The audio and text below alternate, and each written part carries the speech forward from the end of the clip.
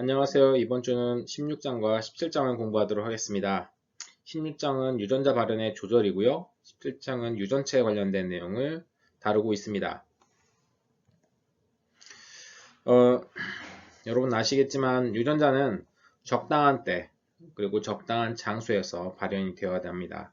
우리는 수많은 유전자를 가지고 있는데 모든 세포나 모든 조직이 똑같은 유전자를 발현하는 건 아닙니다. 각각의 조직이나 세포에 맞는 유전자를 적절한 때 발현하는 것이 바로 필요하고요. 그걸 위해서 유전자 발현이 조절될 필요가 있습니다. 이번 16장에서는 이러한 유전자 발현의 조절을 원핵생물과 진핵생물을 구분하여서 그 기작을 알아볼 것입니다. 자, 먼저 원핵생물에 대해서 말씀드리겠습니다. 원핵생물은 좀 단순한 구조를 가지고 있죠. 원핵생물 같은 경우에는 홀로 살아가는 단세포성 생물이기도 하고요. 또 주변에 좀 영양소가 또 그 다음에 자원이 풍부하지 않은 환경에 사는 경우가 많습니다. 따라서 원핵생물 같은 경우에는 이런 어떤 단백질을 함부로 만들 게 아니라 자원이 많이 든 단백질을 함부로 만들 게 아니라 필요할 때 만들어야 되겠죠. 그래서 그 원핵생물에서도 유전자 발현은 정교하게 조절되게 됩니다. 먼저 우리가 여기 두 가지 조절 기작에 대해서 알아보도록 할게요. 먼저 양성 조절과 음성 조절일 텐데요. 음성 조절 같은 경우에는 억제자가 있는 조절이 되겠습니다. 억제자라고 하는 건 억제자가 예를 들어 조절부에 달라붙으면은 전사가 안 되는 거겠죠. 양성 조절 같은 경우는 반대로 활성자가 개입하게 됩니다. 활성자가 붙지 않으면은 전사가 안 일어나고요. 활성자가 붙어야만 전사가 일어나는 그런 애들이 되겠습니다. 억제자와 활성자 이 각각 음성 조절과 양성 조절을 담당한다 라고 생각하시면 됩니다. 여러분들이 알고 있는 락오페론 같은 경우에는 이 음성 조절에 해당됩니다.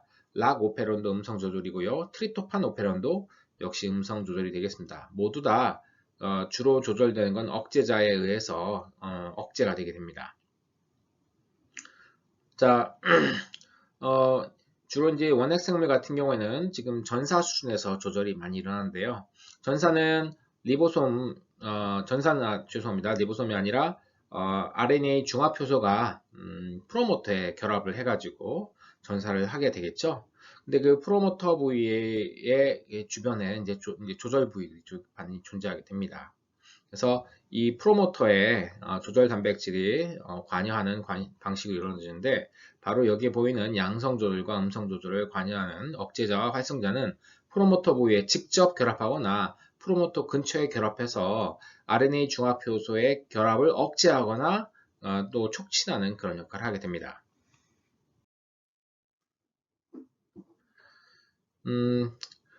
여러분이 알고 있는 락오페론에 대해서 한번 좀 살펴보도록 하죠. 락오페론은 저땅을 이용하는 오페론이 되겠죠. 그런데 사람도 그렇고 그렇지만 대부분의 세포들은 저땅보다는 포도당을 선호합니다. 포도당은 직접적으로 이용되는 당이 되겠죠. 그래서 포도당이 없으면 아쉬운 대로 저땅을 이용하고요. 포도당이 없고 저땅도 없으면 아무것도 이용을 해서는 안 되게 되겠죠. 그래서 이러한 여러 가지 조건 상황에 맞도록 유전자 발현이 조절되게 됩니다. 라고페론 같은 경우에는요. 자, 다시 말씀드리면 대장균이 포도당이 없어요. 그리고 거기에 이 젖당이 들어와요. 락토스가 들어오게 되면 젖당을 활용할 수 있는 젖당을 이용할 수 있는 유전자들을 이제 발현하게 됩니다. 자, 젖당 같은 경우에는 포도당과 갈락토스가 결합된 즉 포도당과 갈락토스가 베타 갈락토사이드 결합으로 결합된 당입니다. 2당류가 되겠죠. 그래서 이제 포도당 없고 젖당이 있게 되면요. 왼쪽에 있는 그림처럼 어떠한 기작에 의해서 젖당 단백질이 쭉 올라가게 됩니다. 그러니까 이 베타 갈락토스 분해 요소가 바로 이 젖당을 분해하는 그 효소가 되겠죠. 담당류로. 자, 그런데 이제 이건 단백질 수준이고요. 오른쪽 보세요. mRNA 수준을 보게 되면요. 자, 저당을 집어넣어 주면 쭉 mRNA가 증가하고요. 저당을 제거하게 되면 mRNA가 감소합니다. 저당을 제거한다고 해서 단백질이 감소하지는 않지만 바로 감소하지는 않지만 mRNA 같은 경우는 순식간에 감소를 하게 되겠죠. 이걸 봐서는 아마도 이 대장균에서 저당의 분해와 관련된 이 베타갈락토스 분해 효소를 분해 효소의 생성과 그 다음에 생성을 조절하는 거에 있어서는 이 mRNA, 즉 전사 수준에서 조절된다는 걸 여러분들이 이해할 수 있을 겁니다. 여기서 유도자라는 말이 나오는데 유도자는 유전자 발현을 유도하는 물질이 되겠습니다.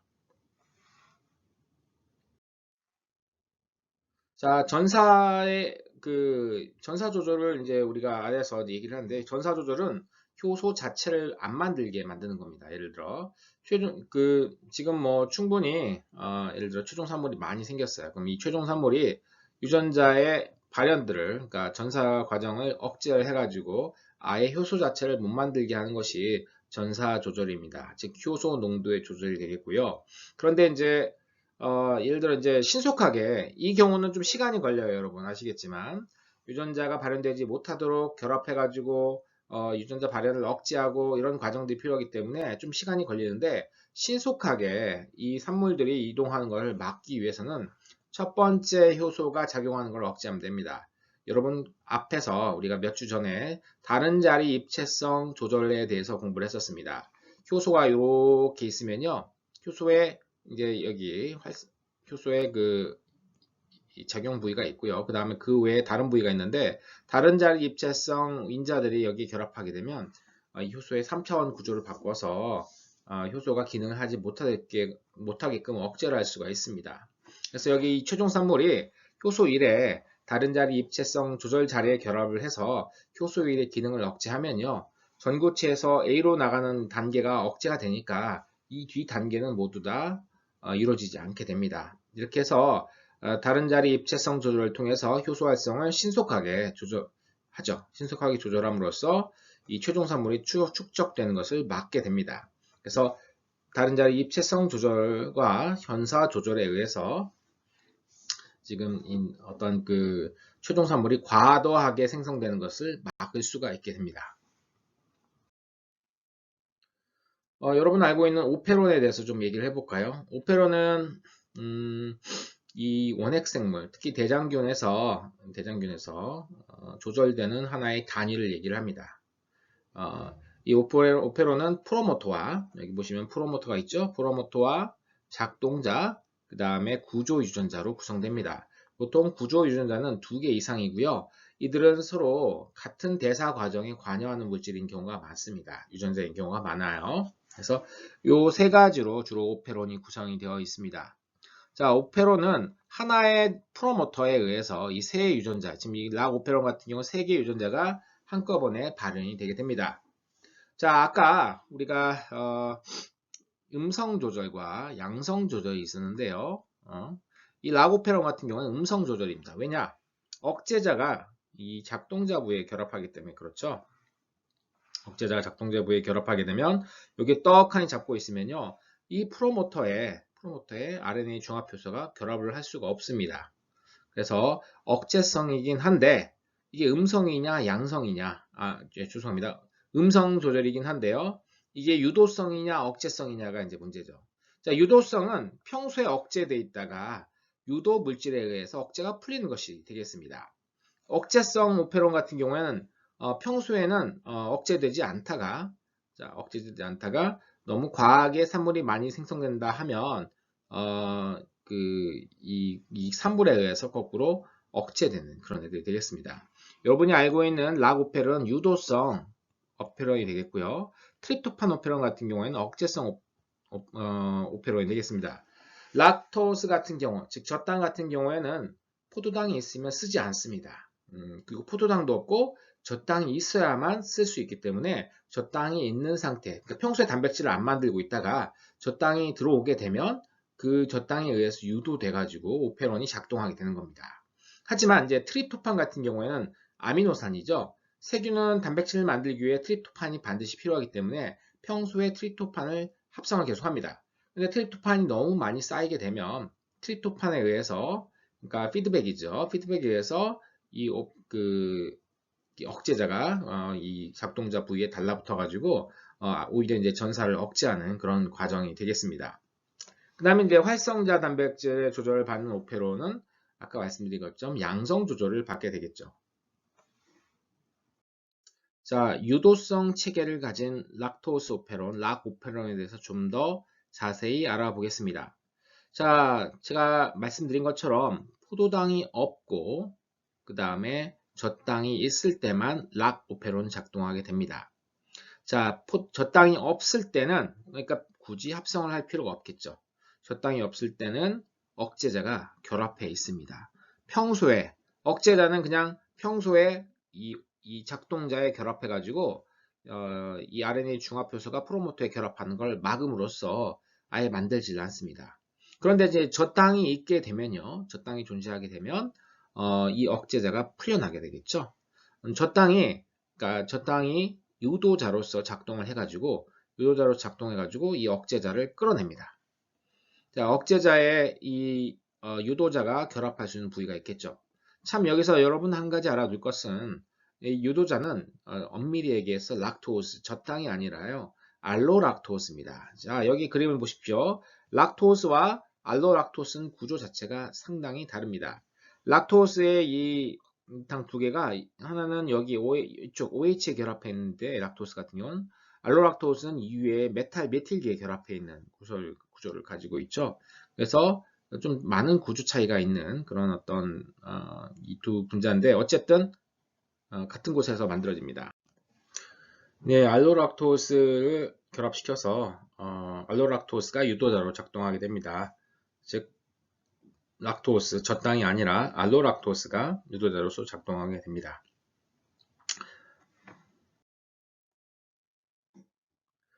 또 이 락오페론 같은 경우에는요, 양성 조절에 의해서도 같이 조절받게 됩니다. 여러분은 음성 조절만 알 수 있겠지만 양성 조절도 받게 되는데요. 그 양성 조절 담당하는 그 단백질이 여기 보시면 CRP라고 하는 단백질입니다. CRP는 사이클릭 AMP랑 결합할 수 있는 단백질인데요. CRP 자체로서는 여기 이 프로모터 주변에 결합할 수 없고요. 여기 이제 사이클릭 AMP가 결합했을 때 비로소 이 프로모터 주변에 결합해서 이 RNA 중합 효소가 결합하는 것을 촉진합니다. CRP에 결합한 이 사이클릭 AMP는 어디서 왔느냐면요. 포도당이 이제 떨어지게 되면, 부족하게 되면 이 CAMP가 합성이 되게 되고요. 즉 CAMP가 있다는 뜻은 포도당이 없는 상태라는 걸 의미합니다. 즉 포도당이 없는 상태에서 자, 사이클릭 AMP, CRP 이 복합체가 프로모터 주변에 결합해서 이 RNA 중합 효소의 결합을 도와 여기 말씀드린 것처럼 라고페론을 작동시키게 됩니다.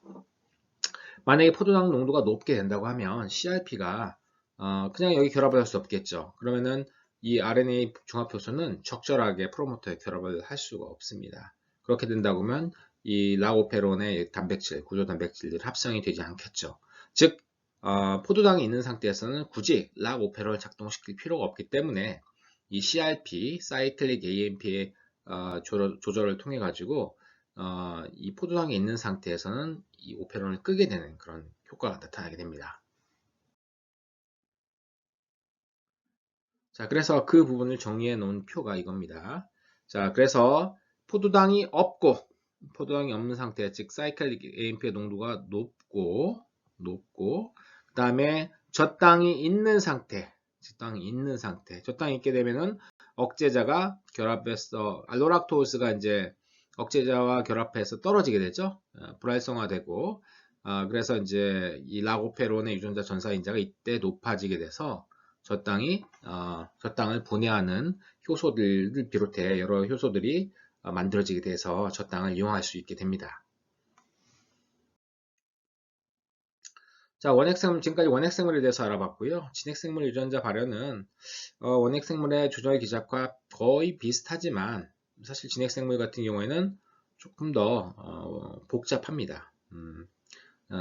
비슷한 점은 어떤 거냐면은 DNA와 단백질을 결합, 즉 아까 봤던 그런 어떤 억제자 또는 활성자 같은 이런 DNA 단백질들이 DNA 서열에 결합해가지고 이 전사를 촉진하거나 억제하는 그런 현상이 나타나죠. 마찬가지로 그런 동일한 원리가 여기서 이용이 되게 됩니다. 물론 여기도 양성 조절과 음성 조절은 다 존재하게 되겠고요. 하지만 진핵생물은 여기 왼쪽에서 보시는 바와 같이 단순히 전사에서만 조절되는 게 아니라 염색질 수준에서의 조절도 이루어지고요. 그 다음에 전사된 1차 전사물이 가공되는 과정, 또 1차 전사물이 이제 핵에서 어디로 완성된 그 전사 mRNA가 핵에서 세포질로 이동되는 과정, 또 여기서 번역되는 과정, 번역 이후 이 단백질에서의 수준에서 굉장히 다차원 수준에서 이 전사가 조절이 유전자 발현이 조절되게 됩니다. 그래서 좀 더 복잡한 조절 시스템을 가지고 있다라고 보시면 되겠습니다. 그래서 원핵생물과 진핵생물의 전사를 비교해 보면요. 일단은 원핵생물 같은 경우는 우페론은 최소한 2개 이상의 관련된 유전자들이 같이 전사가 되죠. 하지만 진핵생물은 각각 따로따로 있고요. 프로모터 하나의 유전자만 담당하게 됩니다. 그 다음에 RNA 중합효소는 원핵생물에서 한 종류지만 진핵생물에서는 3종류가 됩니다. 각각 1번, 2번, 3번은 각각 다른 종류의 유전자들을 전사하게 되겠죠. 그 다음에 이제 프로모터와 기타 어떤 조절 서열이 원핵생물은 적습니다. 일단 원핵생물의 유전체 자체가 크지 않기 때문에 조절 서열 자체가 그렇게 많지 않아요. 하지만 진핵생물은 굉장히 많습니다. 많다는 얘기는 진핵생물은 시간에 따라 또는 우리 진핵생물은 대다수가 다세포 생물이잖아요. 그러면은 각각의 조직에 따라서 좀 정교하고 복잡하게 조절될 수 있음을 의미합니다. 마지막으로 전사가 개시되는 부분은 일단 프로모터의 RNA 중합 효소가 결합을 하기만 하면 됩니다. RNA 중합 효소 결합하면 전사가 일어나지만 진핵생물은 RNA 중합 효소 하나만 가지고는 이 전사가 일어나지 않습니다. 굉장히 많은 전사인자들이 관여를 하게 됩니다. 자, 그러면은 진핵생물에서 어떻게 전사가 개시되느냐? 자, 일단은 RNA 중합효소가 바로 올 수가 없겠고 다른 어떤 단백질들이 RNA 중합효소가 결합할 수 있는 바탕을 마련합니다. 그 바탕을 마련하는 그 단백질들이 이제 전사인자라고 하는 것들이 되겠죠. 전사인자. 전사인자에는 2가지 종류가 있습니다. 일반 전사인자와 특수 전사인자가 있습니다. 일반 전사인자와 특수 전사인자가 있는데요. 일반 전사인자는 모든 진핵생물의 모든 유전자에서 공통적으로 존재하는 것들이 되겠고요. 특수 전사인자는 특정 유전자의 특이적인 전사인자라고 볼 수가 있습니다.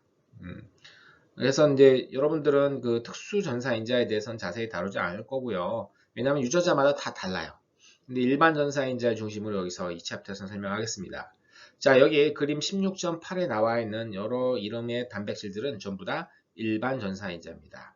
TF2D는 여기서 Transcription Factor, 즉 전사인자를 지칭하는 약자가 되겠습니다. TF2D가 타타상자라고 불리는 일종의 프로모터가 되겠죠. 이 프로모터 부위에 결합을 합니다. 얘가 결합을 한 뒤에 TF2B, 그 다음에 TF2F, B, EFH. 자, TF2D만 사실 이 DNA 서열을 인식해서 결합하고요. 나머지 뒤에 B, E, F, H 같은 경우에는 TF2D와 아니면 그 뒤에 이어서 붙어 있는 단백질을 인식해서 결합을 하게 됩니다. 어쨌든 이렇게 복잡하게 모여서 준비를 다 하고요. 이렇게 준비가 된 상태에서 RNA 중합효소가 여기를 인식해가지고 결합을 해서 전사를 시작하게 됩니다.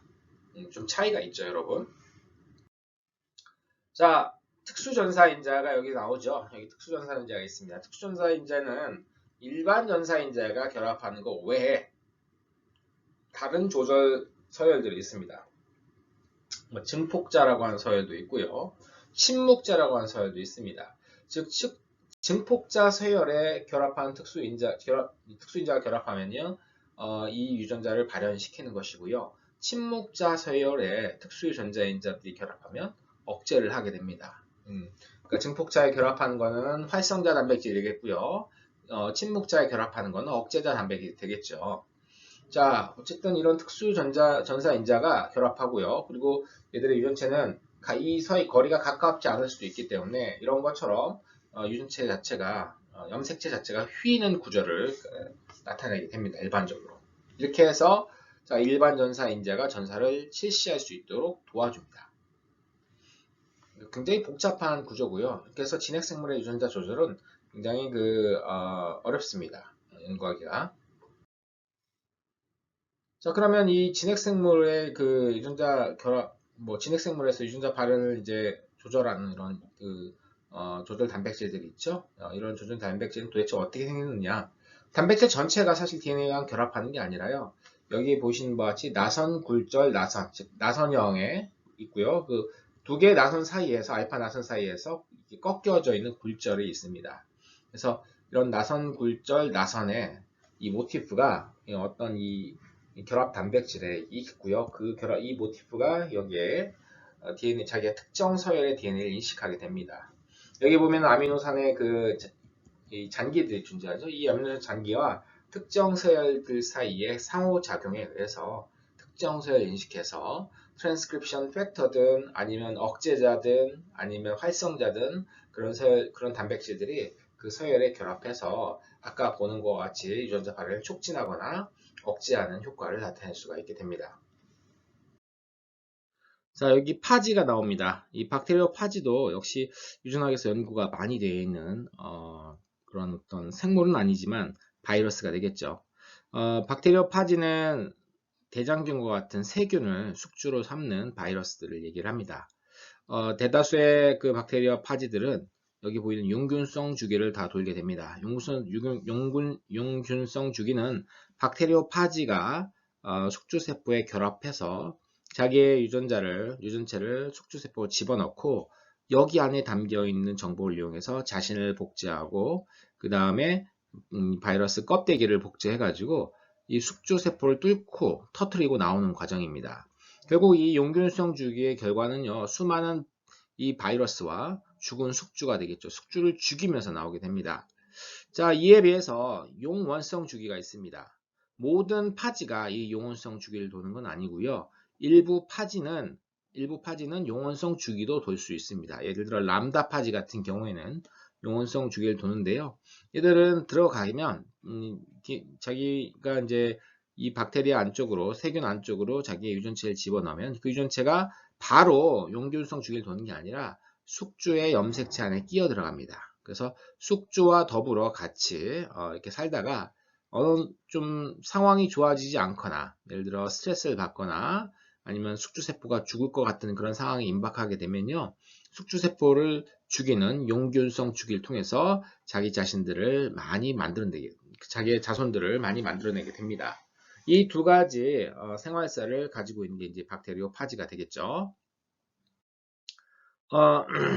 세균 말고 우리 동물이나 식물세포에 이제 식물세포를 숙주로 하는 바이러스들은 좀 더 복잡한 경향을 띠게 됩니다.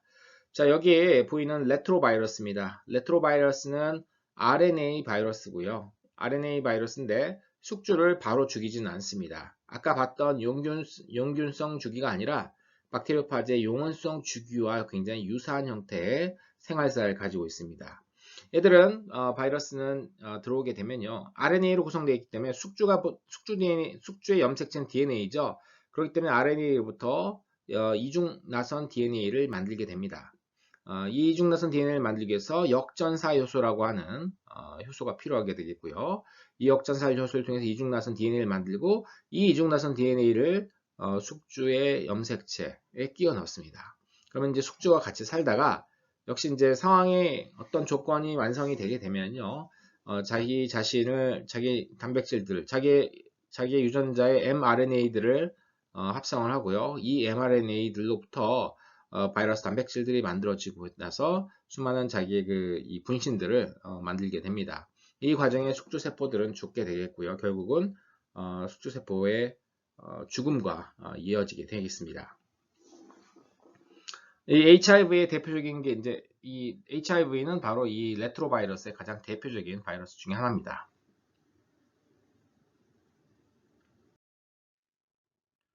자, 여기 이제 DNA 서열 변화 없이 일어나는 유전자 발현의 조절이 있는데요. 그거를 이제 우리가 후성적 변화라고 얘기를 합니다. 후성 유전이라고도 얘기를 하죠. 유전자 발현의 조절은 아까 유전자 서열을 가지고, 즉 프로모터라든지 아니면 이 촉진자 서열 또는 침묵자 서열, 이렇게 DNA 서열을 인식해가지고 조절 단백질을 인식해서 유전자 발현을 조절했었는데요. 실제로 DNA 서열이 아니라 DNA의 염기의 다른 부위에 메틸화가 이렇게 진행이 된다라고 하면 그 메틸화 때문에 전사가 억제되는 현상들이 나타날 수 있게 됩니다. 메틸화는 대표적으로 이제 메틸이라는 대다수가 전사를 억제하는 그런 패턴을 나타내는데요. 우리가 알고 있는 뭐 유전자들 중에 예를 들어 메틸화가 되어 있다고 하면 그 유전자 발현이 안 됩니다. 유전자 발현이 안 되는 그런 패턴들이 나타나는데 이런 것들은 후성적 변화, 즉 DNA의 서열의 변화가 아니라 DNA 서열 외에 다른 부분에 있는 변화가 유전자 발현을 억제하거나 촉진하기 때문에 우리가 후성적 변화라고 얘기를 합니다. 자, 여기에 보이는 것은 또 다른 수준인데요. 염색질 수준에서도 DNA의 발현 조절이 될 수 있습니다. 예를 들어 이제 이 염색질이 응축이 되어 있으면요, 여기 이렇게 조밀조밀하게 뭉쳐 있으면 RNA 중합 효소들이 결합을 하기가 굉장히 어렵습니다. 그렇기 때문에 이 염색질이 좀 이완될 필요가 있어요. 풀릴 필요가 있습니다. 그 염색질의 이완과 또 응축을 담당하는 건 무엇이냐면 이 히스톤 단백질에 지금 아세틸기가 붙게 되면요. 이 히스톤 단백질에 아세틸기가 붙게 되면 히스톤 사이의 거리가 멀어지게 되면서 얘가 좀 풀리게 됩니다. 풀리게 되면 아무래도 RNA 중합 효소가 결합해가지고 얘들의 유전자 발현을 촉진할 가능성이 굉장히 높아지게 되겠죠. 자, 이런 현상들을 이제 우리가 염색질 수준에서의 유전자 발현의 조절이라고 얘기할 수가 있습니다. 자, 여기 이제 보시는 바와 같이 우리가 염색체를 보게 되면요. 염색체를 보게 되면, 즉 핵입니다. 이건 핵입니다. 핵 안에는 지금 DNA 염색체로 가득 차 있겠죠? 그런데 어떤 염색체는 굉장히 풀어져 있는 상태입니다. 어떤 염색체는 굉장히 응축된 상태입니다. 응축된 상태의 염색질을 이질 염색질이라고 하고요. 풀어져 있는 상태의 염색질을 진정 염색질이라고 얘기를 합니다. 자, 그래서 이제 이질 염색질 같은 경우에는 굉장히 응축된 구조니까 유전자 발현이 일어날 수가 없겠죠. 보통 이질 염색질 안에는 유전자들이 잘 들어있지 않은 경우가 있습니다. 예를 들어 이제 우리 염색체를 이렇게 보게 되면요, 염색체 동원체 주변하고요, 그다음에 말단 소체 부변은요, 이 주변은요, 이 이질 염색질로 구성이 되어 있고요. 그 외에 나머지 부위는 진정 염색질로 구성되어 있습니다. 이런 구조로 되어 있어요. 자, 그런데 X 염색체 불활성화라는 얘기를 여러분 아마 들어보셨을 겁니다. 앞에서도 얘기를 했었죠. 사람의 여성 같은 경우는 X를 2개 갖고 있는데 두 X가 모두 다 발현이 되면 염색체 양에 문제가 생겨가지고, 그 유전자 양에 문제가 생겨가지고 오히려 안 좋은 현상이 나타날 수 있습니다. 그래서 포유류의 암컷들, XX로 결정된 포유류 암컷들은 X 중 하나를 임의로 불활성화 시키는데, 그 불활성화하는 과정에 작용하는 유전자가 XIST 유전자라고 하는 게 있습니다. 이 XIST 유전자는요, X 염색체상에 존재하고요. XIST 유전자가 무작위적으로, 그러니까 상동 염색체 둘 중에 하나에 무작위적으로 발현하는데, 그 발현하면은 여기서 만들어진 간섭 RNA, 즉 이 mRNA가 간섭 RNA가 돼요. 이 mRNA가 이 자신의 X 염색체에 결합을 하고 이것들을 응축을 시킵니다. 염색질을 응축시켜서 거의 여기 보이는 이질 염색질처럼 만들어 버려요. 이렇게 함으로써 그 불활성화된 염색체, X 염색체 같은 경우에는 유전자 발현이 거의 일어나지 않게 됩니다. 이렇게 응축된 불활성화된 X 염색체를 우리가 바소체라고 얘기합니다. 이걸 처음 발견한 바의 이름을 따서 바소체라고 얘기를 해요. 네, 일단 전사가 이루어진 이후에도 수색성의 유전자 발현은 조절될 수가 있습니다. 이 지금 그림 16.17에서는 대체 짜깁기, 우리가 Alternative Splicing이라고 하는 과정들을 설명하고 있습니다. 사람의 유전자는 약 한 2만 1000개 정도 알려져 있는데요. 근데 사람 유전체 서열이 알려지기 전에는 사람의 유전자가 약 한 10만 개 정도 될 거라고 생각했었습니다. 그런데 막상 뚜껑을 열어보니까 2만 개밖에 되지 않았어요. 그러면 2만 개에서 어떻게 10만 개 정도 되는 단백질이 만들어질 수 있느냐? 바로 그 비밀은 이 대체 짜집기에 있었습니다. 자, 보시면 여기 엑손 1부터 6까지 있고요. 그 사이사이 인트론이 채우고 있는 걸 보실 수 있습니다. 1차 전사물은 1차 전사물이 만들어지죠. 1차 전사물은 예를 들어 1에서 6까지 모든 엑선을 포함하고 있겠지만 대체 짜기를 통해 가지고 단백질의 종류를 여기서 그림에서 보는 것 같이 세 종류를 만들 수가 있습니다. 그래서 이런 전사 이후에 일어나는 조절들을 통해 가지고 역시 단백질의 다양한 종류들을 또 만들 수가 있는 것이죠. 자, 그 외에도 지금 마이크로 RNA라든지 그 다음에 소형 간섭 RNA에 의한 조절도 있습니다.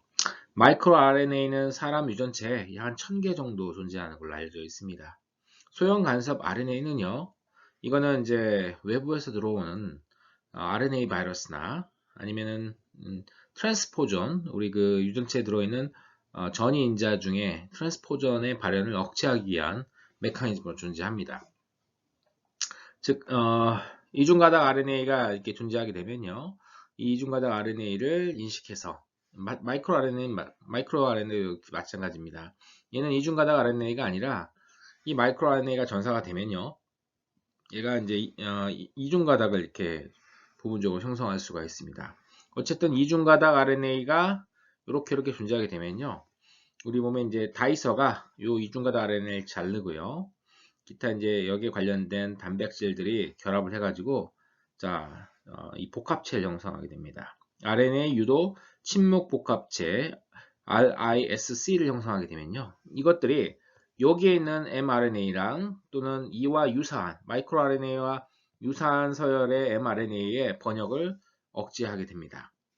번역을 억제하고 마이크로 RNA는 그 다음에 소형 간섭 RNA는 이 mRNA를 분해를 하게 됩니다. 그러니까 외부에 들어온 바이러스의 RNA를 분해시켜서 세포를 보호하는 역할을 하게 되겠죠. 마이크로 RNA의 목적은 유전자 발현을 조절하는 거에 목적이 있겠습니다. 둘 다 전사가 이루어진 후에, 즉 mRNA 상태를 억제하는 것이 되겠죠. 또 mRNA 상태에서 억제하는 것들이 오른쪽에 있는 번역 억제자를 통해서 억제할 수 있는데요. 여기 보이는 페리틴 mRNA는요, 철 성분을 그 철 성분을 감싸는 mRNA가 되겠습니다. 그런데 이제 이 철 이온들이 굉장히 부족해지면요, 철 이온이 부족해 되면 지금 이 억제자 단백질이 있는데 억제자 단백질과 철 이온이 결합을 못합니다. 그러면 억제자 단백질은 활성화가 돼가지고 페리틴 mRNA의 특정 부분에 이렇게 결합을 하게 되죠. 이렇게 되면은 이 mRNA가 번역을 할 수가 없습니다. 번역이 안 되니까 철과 결합을 해가지고 철 이온들의 수를 줄이는 이 페리틴이 만들어지지 않게 되겠죠. 그런데 만약에 철 이온들이 굉장히 많다, 외부에서 유입된 철 이온들이 많다고 하면 여분의 철 이온이 여기 있는 억제자와 결합을 하게 되고요. 억제자가 결합을 하게 되면 얘들이 이제 떨어지게 됩니다. 자기 억제했던 부위. 그러면 페리틴이 만들어지고, 페리틴이 만들어지면 지금 여분 남아돌던 철 이온들과 결합을 해가지고 철 이온의 농도를 떨어뜨릴 수가 있죠. 자, 그림 16.18과 16.19에서 볼 수 있는 것은 mRNA가, 그러니까 전사가 완료된 이후 번역 수준에서 유전자 발현을 조절하는 그런 기작들이 되겠습니다. 자, 이제 단백질이 다 만들어지고 나서 단백질을 또 분해하는 그런 그러니까 단백질이 계속 존재하면 조절이 안 되겠죠. 그래서 단백질 자체를 아예 분해하는 기작도 존재합니다. 그러니까 단백질의 수명을 조절하는 그런 수명을 조절해서 유전자 발현을 조절하는 기작이 있는데요. 우리 몸에는, 우리 세포에는 유비퀴틴이라고 불리는 작은 단백질이 있습니다. 약 한 76개의 아미노산으로 구성되어 있는데요. 이 유비퀴틴이 어떤 단백질에 결합을 하게 되면요, 이 유비퀴틴이 결합하게 되면 이 유비퀴틴 꼬리표가 붙은 단백질은요, 프로테아듐이라고 부르는 거대한 단백질 분해 요소 복합체가 있는데 이 분해 요소 복합체에 의해서 분해가 되게 됩니다. 여기 보시면 끌려 들어가죠. 끌려 들어가서 분해돼서 이 단백질의 수명을 없애버려요. 없애버림으로써 이 단백질에 더 이상 이 효소가 기능하지 못하도록 만들어주는 그런 작용을 하게 됩니다. 자, 17장 내용에 대해서 계속 이어서 하도록 하겠습니다. 17장은 유전체에 관련된 내용인데요. 여러분 아시겠지만 우리 생물의 모든 뭐 기능이라든지 생물의 발생이라든지 이런 모든 것들은 거의 모든 생명에 관련 정보는 유전체에 들어있다고 보시면 되겠습니다. 17장에서는 이런 유전체를 연구하는 방법과 유전체의 구조에 대해서 간단히 설명을 하도록 하겠습니다. 자, 유전체 서열 결정은 지금 전체 유전체의 뉴클레오타이드 염기 서열을 결정하는 과정뿐만 아니라 이렇게 얻은 서열들을 분석하는 것을 분석까지 포함하는 개념이라고 생각하시면 되겠습니다. 이렇게 얻어진 유전체 서열들은요, 생물 사이의 진화적 유연 관계, 그 다음에 특정 표현형에 영향을 미치는 돌연변이, 그 다음에 특정 형질에 관련된 유전자를 탐색하는데 이용될 수가 있습니다. 굉장히 많이 이용될 수가 있겠죠. 생물이 가지고 있는 거의 모든 정보들을 나타내고 있기 때문에 이용할 곳은 무궁무진하게 됩니다. 사람의 유전체는 1990년도에서 2003년도 약 한 14년간에 걸쳐서 이 여러 나라에서 협동을 해가지고 이렇게 그 염기 서열을 결정하게 되었습니다. 약 한 30억 염기쌍으로 구성이 되어 있죠. 그래서 이제 한번 이렇게 사람의 유전체 서열 전체를 얻을 수 있게 되니까 그 서열을 기준으로 해가지고 그 다음부터는 좀 더 빨리 서열을 결정할 수가 있게 됩니다. 자, 여기에 근데 이제 사람의 서열을 결정할 때 그 사람 유전체 사업을 처음 시작할 때는 생거 메소드라고 하는 생거 메소드라고 하는 여러분 한번 조사해 보세요.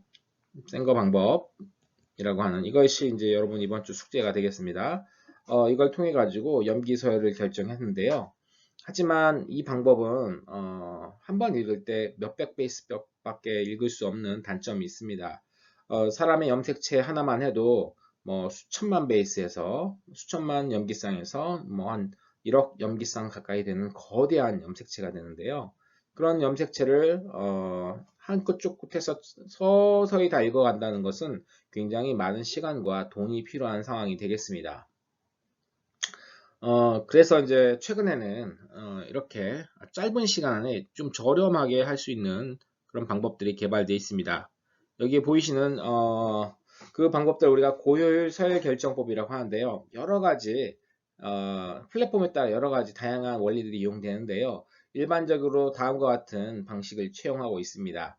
그림에서 보는 바와 같이 일단은 DNA를 잘라요. 굉장히 작게 자릅니다. DNA를 자른 다음에 여기 지금 보이는 바와 같이 이 판 위에다가 DNA를 붙입니다. 이 판 위에다가 DNA를 붙이게 되는데 이제 판 위에 간격을 띄워주는 거죠. 하나씩 하나씩 붙게끔요. 하나씩 붙게끔 띄워주고요. 이 판 위에서 PCR을 수행하게 됩니다. 붙었으니까 PCR 산물들은 자기 이 상포적인 서열 주변에 이렇게 털다발처럼 모이게 되죠. 그래서 각각의 이 털다발들이 집중된 논의 모내기처럼 이렇게 다 집중이 되게 돼서 이렇게 만들어요. PCR 통해서 증폭을 합니다. 자, 증폭한 다음에는 자, 형광 물질이 묻어 있는 자, ATGC를 준비합니다. ATGC인데 이제 DATP죠. 데옥시 ATP, TTP, GTP, CTP를 준비를 해서 자, 여기에 이제 예를 들어 여기 C가 오죠. 처음에 C가 오게 되면 상보적인 서열은 G가 될 겁니다. 자, G가 결합을 하죠. G가 결합을 합니다. 또 이 중에 하나가 이렇게 돼 있으면 또 다른 곳은 C가 됐을 거죠. C인 곳에는 어떤 곳은 이제 여기 이 자리에 자 그러면 요 서열에 G가 결합했다고 하면 자외선을 딱 쏘아주면요 G에 지금 여기 녹색이죠. 녹색으로 반짝거리게 돼요. 여기만 이제 G가 결합한 게 아니라 여기 뭐 여러 곳에서 G가 결합했다고 하면 거기가 녹색으로 반짝거립니다. 그러면 녹색으로 반짝거리는 것을 사진을 찍어줘요. 사진을 찍어줍니다. 그러니까 이제 수많은 이 동그란 스팟들이 이제 있으면 그 중에 녹색으로 탁탁 빛나는 곳이 있겠죠. 자, 그 다음에 예를 들면 이 A가 오면 T가 오겠죠. T는 노란색이니까 사진을 찍어주면은 노란색 스팟이 뜨게 됐죠. 그러면 T가 삽입된 곳들도 역시 노란색 스팟이 뜨게 됩니다. 자, 이런 식으로 하나씩 하나씩 한 단계씩 그 다음에 ATGC가 한 단계씩 이렇게 들어갔을 때 나타나는 색깔의 변화들 전체적인 판 전체에서 찍어가지고 돼 있고요. 그걸 나중에 컴퓨터가 분석을 하게 됩니다. 그래서 이쪽 점은 예를 들어 이런 식의 어떤 서열로 구성되어 있고 또 다른 점은 또 다른 서열로 구성되어 있겠죠. 그래서 여기에 보이는 수만 개의 점에 존재하는 이 DNA 서열들을 각각 구해요. 그런 다음에 그 구해진 서열들을 분석해가지고 유전체 서열로 만들어내는 과정들이 되겠습니다.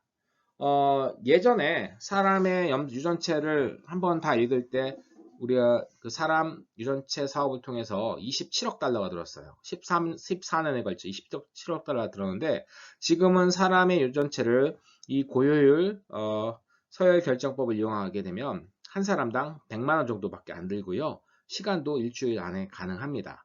굉장히 저렴하고 빠른 방식이 되겠죠. 자, 이렇게 아주 자그마한 조각들의 서열들을 다 읽었는데 이 각각의 서열들을 우리가 리드라고 얘기합니다. 리드. 여러분 읽다 할 때 그 리드 아시죠? 이 리드들이 있는데 이 리드는 굉장히 짧습니다. 짧은 리드도 수백만 개, 수천만 개를 얻어가지고 얘들을 여기 지금 리드와 리드 사이에서 겹쳐지는 서열들을 이용해가지고 컴퓨터를 이용해서 얘들을 다 붙여줍니다. 쫙 붙여줘서 쭉 이어진 서열 겪게 돼요. 이렇게 쭉 이어진 서열 우리가 컨티그라고 얘기합니다. 컨티그. 영어로 CONTIG. 컨티그라고 얘기하는데 컨티그를 얘기하고요. 일반적으로 염색체 하나가 컨티그 하나를 형성합니다. 그래서 끊어지지 않는 컨티그를 만든다고 하면은 사람 같은 경우에는 염색체가 EN = 46인데 상염색체가 22개 그 다음에 거기에 X와 Y가 있기 때문에 컨티그는 정확하게 24개가 나와야 되죠. 끊어지지 않는다고 하면요. 그런데 이제 사실 많이 끊어지고요. 또 하다 보면 또 여러 가지 어려움들이 존재합니다. 어쨌든 이렇게 이어붙이는 건 우리가 눈으로 할 수 없기 때문에 컴퓨터를 이용하고요. 이 컴퓨터를 이용해서 거대한 빅데이터의 이 생물 데이터를 처리하는 그런 학문을 우리가 생물정보학이라고 합니다. 생물정보학의 도움으로 우리가 이렇게 거대한 데이터들을 이어붙여가지고 우리 사람의 유전체 서열들을 알 수 있게 되는 것이죠. 자, 유전체 서열이 이제 쌓이고 쌓여요. 사람도 돼 있고, 여기는 뭐 호랑이도 돼 있고, 사자도 돼 있고, 그 다음에 눈표범도 이렇게 얻게 되게 되면요. 얘들의 서열들을 서로 비교를 할 수 있겠죠. 여기 지금 비교를 하거나 아니면 서열들이 가지고 있는 기능을 확인하거나 이런 것들이 가능해지게 됩니다. 그래서 이제 유전체 서열들이 축적되면서 할 수 있는 두 가지 접근 방법은 기능 유전체학입니다. 기능 유전체. 즉 유전체가 가지고 있는 유전체 서열들의 특정 유전체 서열이 가지고 있는 기능들을 분석할 수가 있어요. 이미 뭐 예를 들어 호랑이나 사자한테서 연구가 많이 되어 있다고 하면 이거랑 유사한 서열들이 예를 들어 이 눈표범에도 존재하겠죠. 그러면은 상당히 유사한 그 기능을 유추해 볼 수가 있겠습니다. 또 두 번째로 접근할 수 있는 것은 비교 유전체입니다. 비교 유전체. 자, 비교 유전체는 유전체 말 그대로 비교한다는 뜻입니다. 서로 다른 종의 유전체를 비교해가지고 이 종과 종 사이의 진화적 유연관계 등을 파악할 수가 있게 되겠습니다. 아니면 뭐 서로 가지고 있는 유전자를 비교함으로써 얘들이 공통적으로 어떤 특징들을 진화시켜 왔는지를 또 우리가 추정해 볼 수가 있겠죠.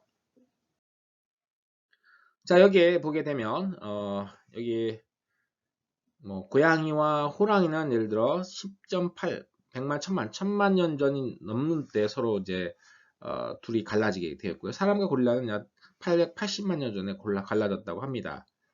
근데 이제 유전체 서열의 유사도를 보게 되면 약 95.6%, 94.8%인데 자, 여기 호랑이, 고양이, 주머니쥐, 그 다음에 판다, 개, 사람 생쥐 사이에 유전자들이 공통적으로 얼마큼 되는지를 지금 비유한 표가 벤 다이어그램이 되겠어요. 그래서 모든 지금 포유류들은 약 한 14,425개의 유전자를 공통으로 가지고 있고요.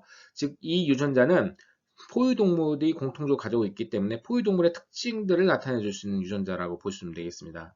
포유동물, 그 다음에 생물로서, 동물로서 가지고 있는 어떤 특징들을 다 포함하는, 공통적인 특징을 포함하는 유전자가 되겠고요. 한 그룹별로 나타난 유전자들은 그 그룹의 독특한 유전자들이 되겠습니다. 그래서 이런 것들을 분석해서, 이런 것들을 분석함으로써 생물들이 어떻게 진화했는지, 또 어떤 적응을 보여주는지를 우리가 분석할 수가 있는 것이죠.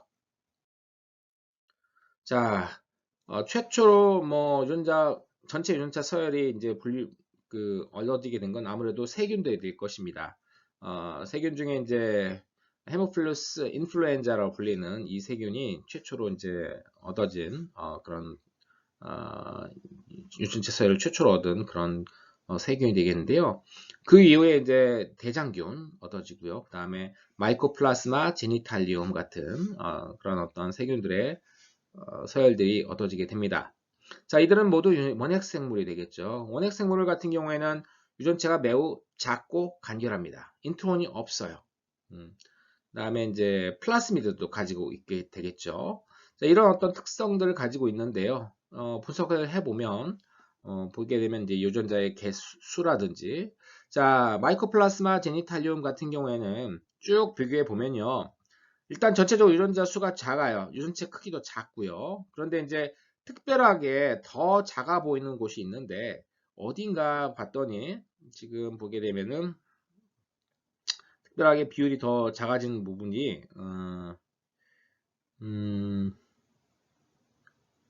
아미노산 합성을 보세요. 유전자 하나밖에 없습니다. 그런데 이제 이콜라이라든지 대장균이라든지 헤모필러스 인플루엔자 같은 경우에는 68개, 131개, 68개로 압도적으로 많게 되겠죠. 즉 이 두 종은요 자유로운, 그러니까 스스로 이제 살아갈 수 있는 환경에서 살아가기 때문에 스스로 아미노산을 합성할 수 있는 능력이 있어야 되는데 얘 같은 경우에는 사람의 비뇨생 식관, 요도 이런 데서 살게 됩니다. 그러니까 여러분 알고 있는 그 요도염 또는 이런 것들 일으키는 이 세균 중에 하나가 되겠어요. 그러니까 요도 같은 곳에서는 사람이 이제 사람의 세포에서 나오는 여러 가지 아미노산들을 쉽게 섭취할 수 있기 때문에 이 마이코플라스마의 적응들을 보여줄 수 있게 됩니다. 마이코플라스마 제니탈리움 같은 경우에는 이런 요도 같은 데 살기 때문에 아미노산이 풍부한 그런 곳에 살기 때문에 굳이 아미노산 합성할 수 있는 유전자가 필요 없는 거죠. 걔는 그곳에서 살아가고 이렇게 되는 겁니다. 또 대장균 같은 경우에도 여러분들이 이제 독성 대장균이 알려진 5157, 5157, H7 같은 대장균 같은 경우에는요. 이거는 대장균의 유전체도 가지고 있지만 거기에 플러스 살모넬라와 이질균에서 온 유전자도 가지고 있었다는 것이 나중에 이 유전체 분석을 통해서 알려져 있습니다. 그래서 5157균 같은 경우에는요. 독성 세균으로서 사람을 죽음에 이르게끔 만들기도 합니다. 자, 이거는 살모넬라와 이질균 이런 곳에서 온 그런 어떤 단백질 때문에 그렇게 되는 것이죠. 그래서 유전체 서열을 분석해서 이렇게 원핵생물들, 세균들의 어떤 그 진화라든지 세균들의 적응이라든지 이런 것 부분을 우리가 분석해낼 수가 있습니다. 자, 그 다음에 이제 세균을 이용한 방법 중에 미생물이나 세균을 분석하는 방법 중에 메타 유전체학이라고 하는 그런 분야가 있습니다. 메타 유전체학은 온전한 상태 생물을 분류하지 않습니다. 보통 우리가 이 토양이라든지 아니면 물이라든지 이런 데서 세균들을 분리해두고 얘를 배양을 해요. 그런 다음에 배양된 세균을 연구하는데 너무너무 많은 거죠, 사실 이 안에. 그리고 실제로 토양에서 사는 세균들을 우리가 적당하게 또 물속에 사는 세균들을 우리가 적절하게 많은 규모로 배양해내는 건 거의 불가능에 가깝습니다. 왜냐하면 우리가 쓰는 배양 조건들은 사람이라든지 생물에 기생하는 그런 세균들을 주로 다루고 있기 때문에 그 배양이 되지 않아요.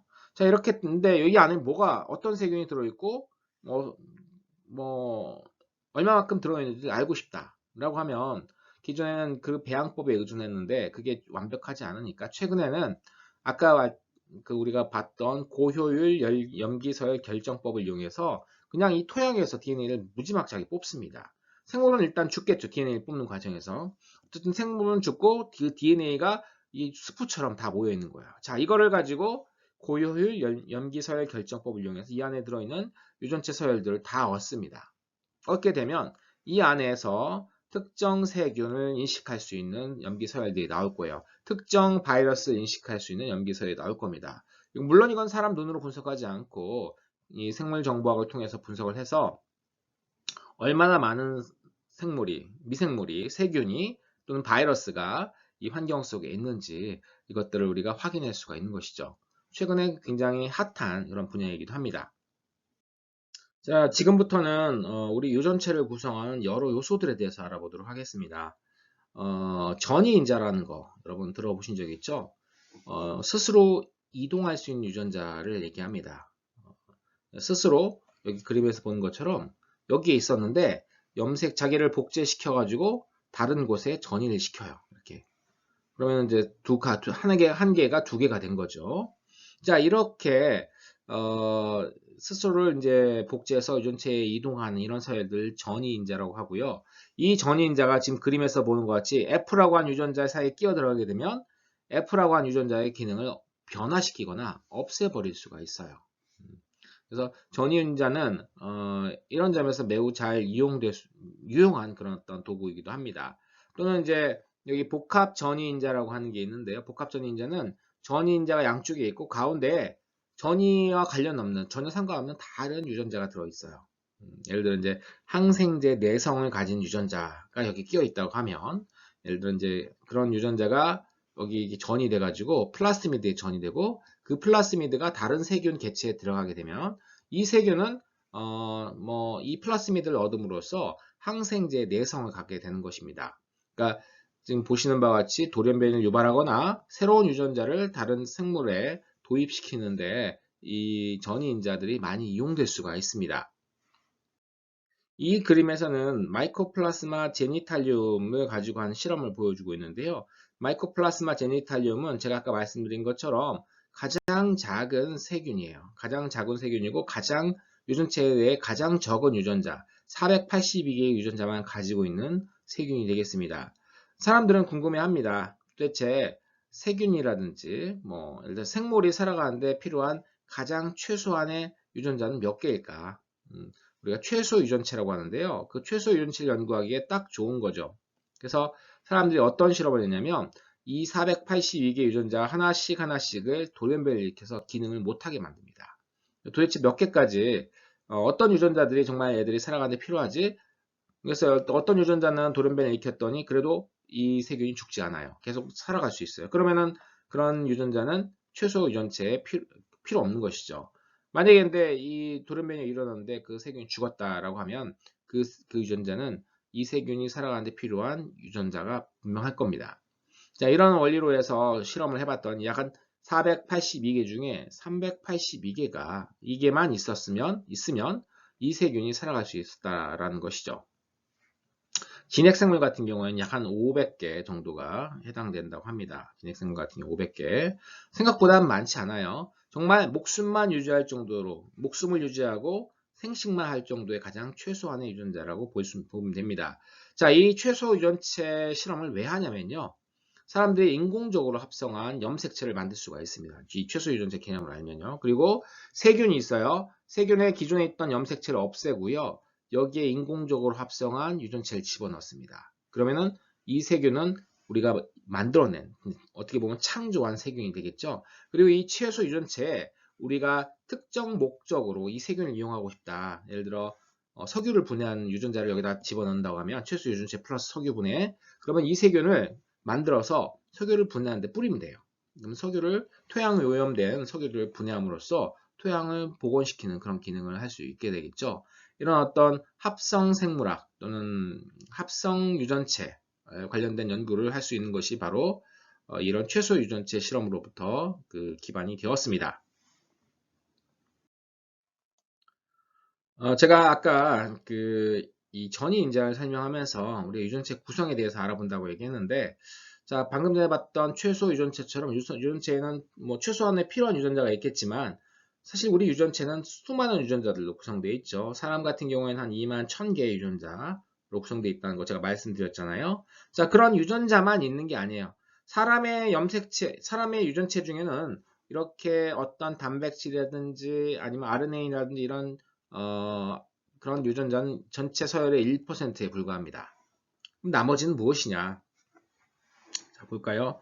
자, 염색체가 있으면은 DNA가 상당히 많고요. 일반 열린 번역체라고 불리는 게 이제 단백질이라든지 단백질 암호화한 서열들을 얘기를 하게 됩니다. 자, 이런 것들이 1% 미만이에요.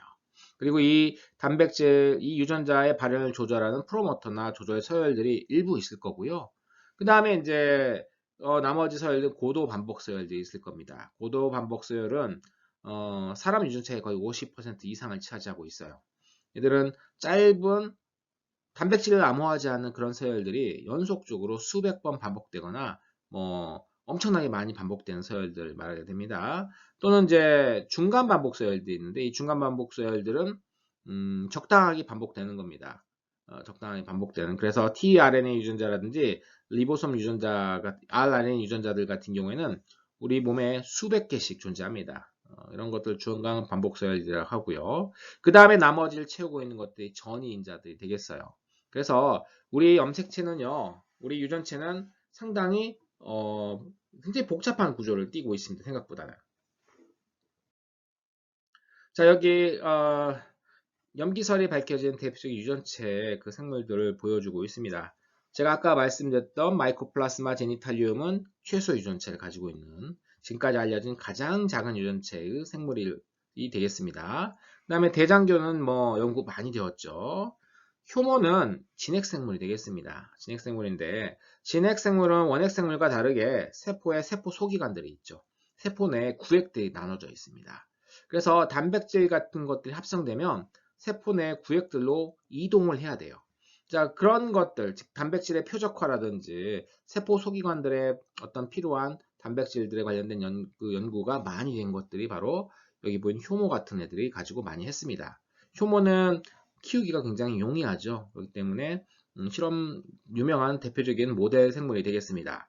자, 식물 같은 경우에는 식물은 과합성할 수 있는 생물이 되겠죠. 과합성이라든지 또 세포벽을 구성하는 그다음에 식물 내에서 여러 가지 그 물질 합성들에 관련된 연구들이 이 식물의 이 모델 생물들을 통해서 이루어졌고요.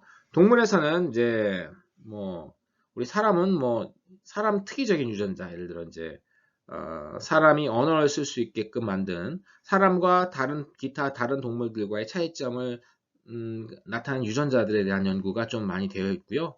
그 다음에 이제 초파리나 선충들은 또 대표적인 모델 생물로서 동물들의 어떤 특징들을 연구하는데 이용이 되어 왔습니다. 대장균과 효모, 아까 대장균은 원핵생물이고 얘는 진핵생물인데 제가 아까 말씀드린 것처럼 단백질 표적 이 부분들이 굉장히 이 유전자 수에 있어서 10배가 넘는 효모 같은 경우 10배가 넘는 진핵생물이기 때문에 굉장히 많은 유전자를 가지고 있습니다. 자, 진핵생물의 유전체는 지금 유전체 기능 초파를 가지고 이렇게 본 일반적인 패턴을 보고 있어요. 자, 여기 보시게 되면 이제 초파리 같은 경우에는 다세포 생물이에요. 아까 봤던 효모보다는 세포가 더 많습니다. 세포들은 모여서 조직을 형성하고 또 조직이 모여서 기관이 모여서 개체를 형성하는 이런 구조로 되어 있는데 많은 세포들이 이렇게 이어져 있으면요. 세포랑 세포 사이에 커뮤니케이션, 의사소통이 매우 필요해요. 그래서 단세포성 생물에는 거의 존재하지 않는 세포 신호 전달 관련된 부분들이 굉장히 특징적으로 많이 존재합니다. 큰 비중을 또 차지하고 있고요.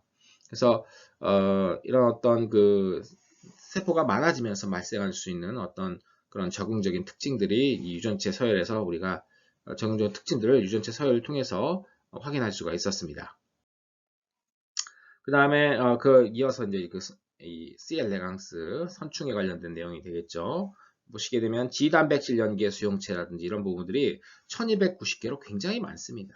여기에 나온 것들이 이제 대부분 이 커뮤니케이션 관련된 유전자들이 되겠는데 이 선충에 관련 유전자의 상당 부분을 차지하고 있음을 알 수 있어요. 자, 애기장 때는 식물에서 이제 유전체가 알려진 이제 몇 안 되는 생물 중에 하나고요. 식물의 모델 생물이 되겠습니다. 식물에서 모델 생물. 그래서 애기장 때 유전체를 분석해 보니까 세포벽과 생장, 수분 통로, 광합성, 방어화 물질 대사에 관련된 유전자가 이렇게 존재해 있었습니다. 방어화 물질 대사 뭐냐? 이거 뭐 사람도 면역 있지 않느냐라고 얘기할 수 있겠지만 이때 방어화 물질 대사는 이 식물 같은 경우 움직이지 못하기 때문에 자기 몸에 이제 독성 물질을 축적하게 됩니다. 그런 독성 물질은 자기가 쓸 수는 없어요. 쓰지는 못하지만 우리가 그래서 2차 대사산물이라고 하는데 이 2차 대사산물을 축적함으로써 초식하는 초식동물들 격퇴하는 그런 데 이용되게 됩니다. 사람들은 이런 2차 대사산물들 이용해서 약으로 이용하기도 하고요. 또는 뭐 카페인 같이 커피의 어떤 특징적인 카페인 여러분 좋아하시죠? 그런 카페인을 이용하기도 하긴 합니다. 그러니까 잘 쓰면은 사람한테 굉장히 도움될 수 있는 것들이 이 방어와 관련된 물질들이 되겠어요. 자, 진핵생물의 유전자 중 상당수는 유전자 하나가 아니라 여러 유전자가 만드는 유전자군을 형성합니다. 이 유전자군은 서로 근연 관계에 있는 유전자들인데요. 그 얘기는 뭐냐면 원래 유전자 하나에서 시작해서 얘들이 중복이 됩니다. 염색체 수준에서 이제 유전자가 중복이 되게 되면요. 중복된 유전자가 여러 개 필요 없잖아. 똑같은 유전자. 그러면은 어떤 다른 유전자는 새로운 기능을 획득하는 경우가 있는데 어쨌든 그 모체로부터 그 조상이 되는 유전자로부터 크게 기능이 다르지 않는 어떤 특징들을 가지게 됩니다. 대표적인 유전자군으로서 글로빈 유전자군이 있는데요. 글로빈 유전자군들은 전부 다 산소를 운반하는 특징을 가지고 있습니다. 그래서 마이오글로빈부터 해가지고 헤모글로빈, 알파, 베타 헤모글로빈 이런 것들이 해당되게 되겠죠. 알파 헤모글로빈은 알파 이 그룹의 조상인 알파 유전자로부터 파생된 나온 것들이 되겠습니다. 베타 헤모글로빈은 베타 조상에서 나온 것들이 되겠죠. 그리고 얘들의 또 공통 주상도 존재합니다. 자, 이렇게 글로빈 유전자들이 굉장히 다양하게 존재하는데 이렇게 다양하게 존재하는 이유는 무엇이냐? 글로빈 유전자를 보게 되면요. 사람 아기들 즉 태아 엄마 뱃속에 있을 때 태아는요. 엄마가 가지고 있는 산소를 좀 더 잘 뺏어와야 돼요. 그래서 좀 더 산소에 대한 결합력이 좋은 그런 글로빈 유전자를 태아 시절에 발현시키고요. 출산이 임박해 오면 어른들이 가지고 있는 유전자인 알파와 베타를 많이 합성합니다. 그래서 우리가 이제 일반적인 성인들이 가지고 있는 알파2, 베타2의 헤모글로빈 구성을 이제 만들게 되는 것이죠. 자, 사람이 갖고 있는 2만 1000개의 유전자 중 한 16,000개가 이런 것처럼 유전자군을 형성해요. 그리고 3분의 1 정도만 단수 유전자로 존재합니다. 단수 유전자. 즉 유전자가 한 카피로만 존재하는 이런 애들이 거의 한 4분의 1 정도밖에 존재하지 않아요. 자, 진핵생물 유전체에서는 아까 말씀드린 것처럼 반복 서열들이 굉장히 많이 존재합니다. 여기 있으면 고도로 반복된 서열들이 있고 그 다음에 중간 반복 서열이 있는데 이 그림에서는 지금 중간 반복 서열된 리보솜 RNA를 보여주고 있습니다. 사람 같은 경우에는 한 280개 정도가 리보솜 RNA가 이제 있다고 해요. 280개 정도가 있고 물론 여러 염색체에 걸쳐서 흩어져 있긴 하지만 이런 어떤 중간 반복 서열들이 존재합니다.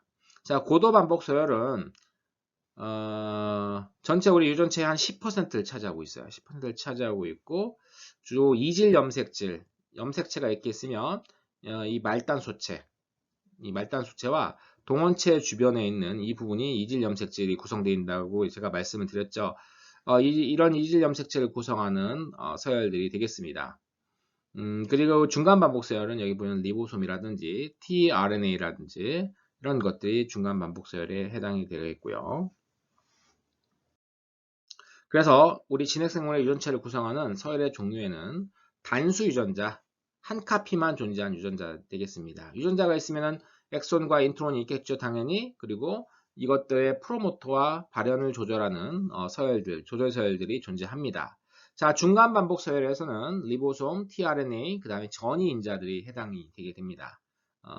그래서 전이인자는 역전이인자는 예를 들어 DNA에서 DNA 상태로 유전체에 박혀 있죠. 그럼 얘가 전사를 통해서 mRNA를 만듭니다. 근데 이 mRNA가 단백질을 만드는 건 아니에요. 그러면 얘가 역전사 효소에 의해서 다시 DNA로 해서 다른 부분에 끼어 들어가는 이런 애들이 되겠습니다. 그래서 LTR이라든지 사인이라든지 라인들 이런 경우가 역전이 인자가 되겠고요.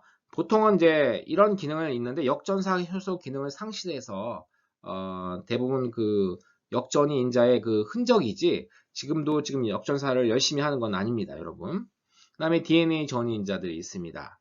자, 마지막으로 고도 반복 서열들이 있는데 이 고도 반복 서열은 뭐 어떤 단백 전사나 번역이 되지 않는 서열들로 구성되어 있습니다. 사람의 유전체는 제가 아까 말씀드린 것처럼 2만 1000개 정도가 있고요. 사람 유전체 서열을 분석해 본 결과 2만 1000개, 원래 제가 한 10만 개 정도 예상을 했겠지만 대체 짜깁기를 통해서 2만 1000개에서 10만 개가 넘는 단백질이 만들어질 수가 있었다는 거 아까 설명을 했었습니다. 사람의 유전체 중에 유전체 한 절반 정도가 전이인자와 그때 이제 아까 얘기한 고도 반복 서열로 구성되어 있습니다. 그리고 사람과 사람 사이에 유전체 서열은 99.9%가 동일한데요. 나머지 0.1%도 굉장히 크죠. 굉장히 큽니다. 굉장히 많은 사람이 30억 쌍인데 30억 염기쌍으로 구성되어 있는 게 이제 사람의 염수인데 여기에 이제 0.1%만 해도 수천만 베이스 페어가 되겠죠. 수백만이 되겠네요. 죄송합니다. 수백만 베이스 페어가 서로 다른 겁니다. 그것들이 이제 사람과 사람 사이의 차이를 만들어낼 수 있다고 볼 수 있어요.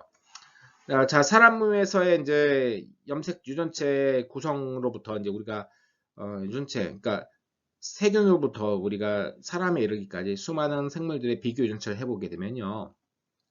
생명의 필수적인 기본 기능, 아까 얘기한 최소 유전체로부터 시작해서요. 세포의 구획을 나누는 그런 진핵생물의 그런 어떤 특성, 그 다음에 여러 가지 다세포가 된 다세포성의 특성, 발생, 그 다음 면역, 신경계, 그 다음에 복잡성의 증가와 같은 것처럼 쭉 유전체가 서로 진화해 왔음을 유추해 볼 수가 있습니다. 자, 그리고 개인별로 유전체를 분석하게 됨으로써 지금 이제 제가 아까 말씀드린 것처럼 한 $1000 정도가 있으면, 100만 원 정도가 있으면 사람 제 유전체 서열을 다 얻을 수가 있어요. 유전체 서열을 얻고 이런 정보들이 쭉 쌓이게 되면요. 그리고 이제 그런 유전체 서열 플러스 이제 어떤 사람은 당뇨를 앓고 있대, 어떤 사람은 고혈압이 있대, 이런 어떤 정보들이 거기에 가미가 되게 되면요. 당뇨 걸린 사람들이 공통적으로 갖고 있는 특정 유전자 패턴들이 있을 겁니다. 그 다음에 고혈압을 앓고 있는 사람들이 공통적으로 갖고 있는 특정 유전자 패턴들이 있을 텐데 그런 패턴들을 분석할 수가 있게 돼요. 그리고 그런 패턴을 분석할 수 있게 되게 되면요. 그 사람이 어떤 질병에 취약한지 알 수가 있습니다. 그리고 어떤 약들을 처리했을 때, 그러니까 어떤 약물에 대한 어떤 민감도나 아니면 약물이 잘 받는지 못 받는지 이런 부분들도 그런 패턴 분석으로 가능하기 때문에 개인 맞춤형 의학이 가능해진다고 해요. 질병을 미리 예측하고 또 어떤 약이 잘 듣는지를 우리가 알 수 있기 때문에 뭐 일괄적으로 그냥 처방을 내리는 것보다 훨씬 더 효과적인 치료가 가능하게 되겠죠. 그래서 여기 보시게 되면 사람마다 모두 다 다릅니다. 같은 진단 내리는 사람도 있겠지만 예를 들어 이제 여기 빨간색이나 파란색으로 되어 있는 사람들은 약물에 대한 반응이 없거나 부작용이 있는 사람들. 이런 경우에는 되게 약물을 다른 걸 쓰든지 아니면 투여량을 좀 조절해 가지고 효과 있게끔 만들어 주고요. 여기에 있는 사람들은 약물에 효과적으로 반응하기 때문에 그 약물을 처방해 가지고 어떤 질병을 처리할 수가 있습니다. 어떤 질병을 치료할 수가 있는 것이죠. 이런 것들을 우리가 양리 유전체학이라고 하고요. 제가 아까 말씀드린 개인 맞춤형 의학에 있어서 정말 필수적인 부분이 되겠습니다. 지금까지는 유전체에 대해서 얘기를 해봤는데요. 유전체는 뭐 유전자와 마찬가지로 정보를 저장하는 곳입니다. 정보만으로는 일이 되지 않죠. 우리가 나타내는 질병, 우리가 나타내는 표현형, 이건 모두 다 유전체에서 나온 정보가 단백질, 효소가 되고요. 그 효소가 작용해가지고 만들어내는 어떤 대사 산물들에 의해서 만들어지는 것들이 되겠습니다.